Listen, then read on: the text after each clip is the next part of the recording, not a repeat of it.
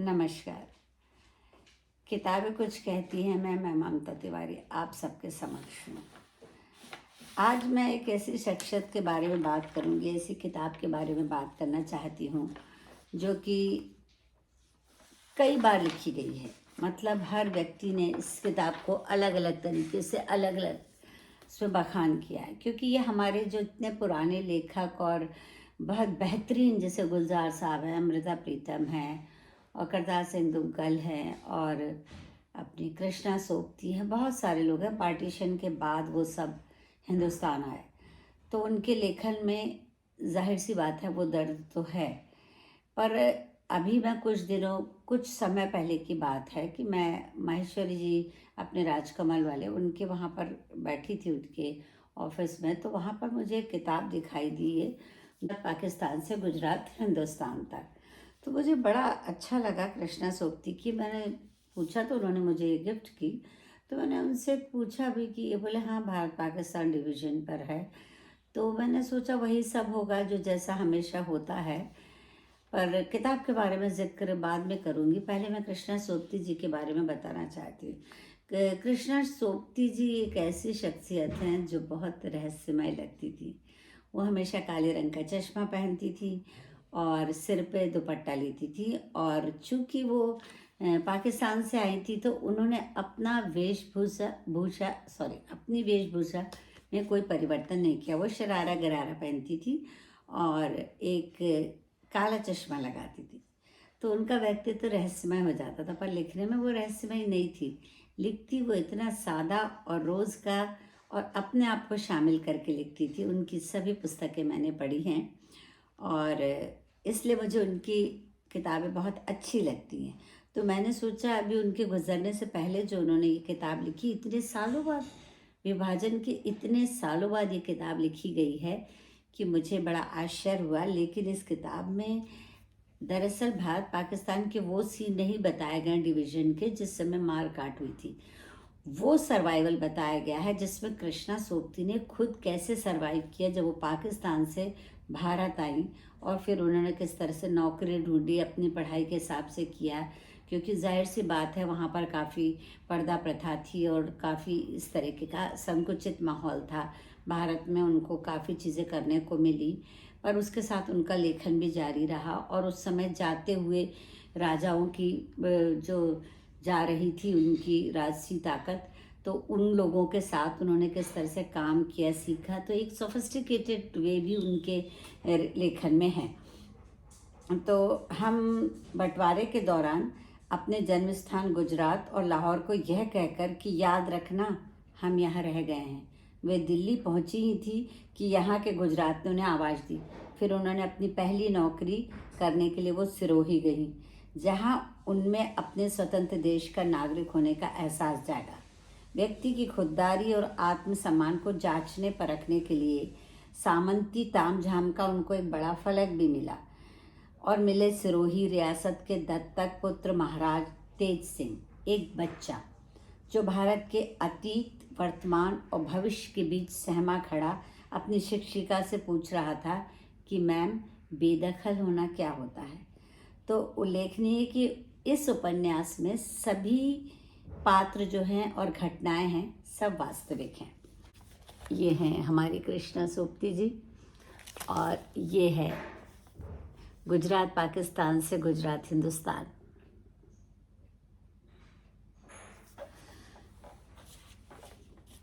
मैं बहुत इसका रिव्यू का तो बात नहीं करती, क्योंकि मैंने आपसे पहले भी कहा है कि मैं इस तरीके की चीज़ें नहीं करती जिनके लिए मैं उत्तरदायी नहीं हूँ या जिनके लिए मैं मतलब लायक अपने आप को समझूँ। पर फिर भी मैंने लिखा क्योंकि मुझे लगा कि इस समय भारत पाकिस्तान पर लिखना, यानी कुछ सोच के ही कृष्णा सोबती जी ने लिखा होगा।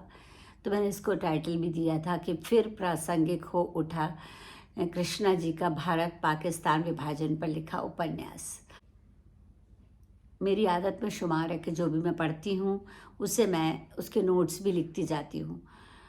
इस पुस्तक पर भी लिख के मैंने रख लिया।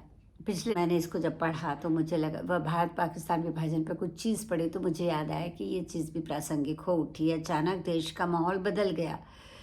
भारत पाकिस्तान विभाजन जैसे हालात गुजरात में पुनः उभरे थे, पर अब मामला बिहार गुजरात का है। ये मौका देखकर चौंका मारने जैसा लेख नहीं है, बल्कि एक पाठक की, लेखक की पुरानी अभिव्यक्ति है जो कि आज सामयिक होती है। अपने ही देश में एक राज्य से दूसरे राज्य का भेदभाव देश से देश के भेदभाव से कहीं ज़्यादा दर्दनाक व शर्मिंदा करने वाला होता है। गुजरात में सर पर पोटली रखे स्टेशन पर खड़ा बिहारी जानना चाहता है कि क्या ये पूरा देश हमारा है या सिर्फ ये राज्य हमारा है। तो हकीकत लिखने के लिए कलेजा चाहिए, और वो है हमारी लेखिका कृष्णा सोबती के पास। रहस्यमय पर्दे और गहरे चश्मे से ढकी दबी कृष्णा जी बड़ी बेबाकी से भारत और पाकिस्तान बंटवारे के बाद का मंजर स्वयं जीती हैं। पाठकों को भी बेझिझक रूबरू कराती हैं बंटवारे से उपजे दर्द और हालातों से। उपन्यास के सारे पात्र व घटनाएं वास्तविक हैं। रियासतों का दम तोड़ता गुरूर और उसी एक रियासत में नौकरी के सफ़र को कृष्णा जी ने बखूबी निभाया है। आखिर गुजरात पाकिस्तान से गुजरात हिंदुस्तान के सफ़र में उन्होंने क्या महसूस किया, ये हमें जानना ज़रूरी क्यों है, और कृष्णा जी हमें ये क्यों जनवाना चाहती हैं। पढ़िए तो समझ में आएगा कि जड़ों से उखाड़ के पौधे को एक जगह से दूसरी जगह लगाने पर कितनी तकलीफ़ होती है। कभी मुरझा के तो कभी सूख कर, वह भी अपने उखड़ने के दर्द को बताता है। कृष्णा जी आज़ाद हिंदुस्तान में आज़ादी की सांस ले रहे देशवासियों को उस आज़ादी की कीमत का रास्ता बता रही हैं। कथ्य कुछ यूँ है कि पाकिस्तान गुजरात में जन्मी, विभाजन के बाद दिल्ली आई कृष्णा जी अनमने मन से हिंदुस्तान की एक सियासत सिरोही जो हिंदुस्तान के गुजरात में है, नौकरी के लिए चल पड़ती हैं। जाती हुई रियासतों से बचती फंसती कृष्णा जी न जाने कितनी बार नौकरी छोड़ने का इरादा भी करती हैं। शरणार्थी ब्राह्मण, बनिया, राजपूत, क्षत्रियों के नाम पर होती लड़ाई देखकर उन्हें कोफ्त भी होती है। इसी बीच हम उस समय के बम्बई का सफ़र भी तय करते हैं कृष्णा जी के साथ, जहाँ उनके तमाम शरणार्थी रिश्तेदारों के बीच उनका दम घुटता है। बच्चों की शिशुशाला के मैनेजमेंट की जिम्मेदारी के तहत जब वे वापस सिरोही आ जाती हैं तो देखती हैं राजसी परिवार की घिनौनी साजिशें। उनकी वेशभूषा पे भी तंज कस जाते हैं। मसलन लालगढ़ में रामपुरी गरारा नहीं, लहंगा चोली चलेगा, ऐसा उनसे कहा गया था। दिल्ली में तो कुछ भी पहना जा सकता है। अर्थात कृष्णा जी हर दृष्टि से बाहरी समझी जाती थी। वो हिंदुस्तानी होकर भी, चूँकि वो पाकिस्तान से आई थी, इसलिए वो बाहरी समझी जाती थी। ईर्ष्या से जलते लोगों के द्वारा उन पर नन्हे राजा को सलीके से ट्रेनिंग न देने का आरोप लगाया जाता। अब उनमें वो सब तो कोई वो नैनी तो थी नहीं, जबकि उन्हें राजा तेज सिंह कृष्णा जी के बहुत करीब आ जाते हैं। पाकिस्तान गुजरात से आने के अपमान को घूट घूट पीती हुई कृष्णा जी अपने नन्हे राजा के प्रेम के कारण रुकी रहती हैं। तो क्या तेज सिंह दरबार बने रहेंगे या दिल्ली सरकार इस रियासती तामझाम को किसी और को सौंप देगी? उलझी उलझी सी राजसी दांव पेचों में कृष्णा जी साजिशों का शिकार हो जाती हैं। दिल्ली में पूरा दरबार लगता है, जहां यह तय किया जाता है कि चूंकि वे बाहर से आई हैं, इसलिए वे नन्हे राजा के प्रति लॉयल नहीं हैं, स्वामी भक्त नहीं हैं। अपने ही देश में मेहमान समझे जाने वाली कृष्णा जी ने तेज सिंह से इतने लगाव के बाद उन्हें अकेले छोड़ना उचित समझा, एक शब्द, बेदखल के कारण। इस पूरी कथा से रियासतों के विलय की खोखली दास्तान की सच्चाई सामने आती है। पूरा ताना बाना इतनी खूबसूरती से बुना गया है कि एक सिटिंग में किताब पढ़ी जा सकती है। किताब थोड़ी मोटी ज़रूर है, पर एक सिटिंग में पढ़ी जा सकती है, और लेखिका का मन भी। ज़रूर पढ़ें ताकि ये भी एहसास हो कि दोनों तरफ मंजर एक सा है, चाहे वो पाकिस्तान गुजरात हो या हिंदुस्तान गुजरात या आज का गुजरात। पुनः कहना चाहूँगी कि कृष्णा जी की पुस्तक पर समीक्षा लिखने का दुस्साहस मुझ में नहीं है।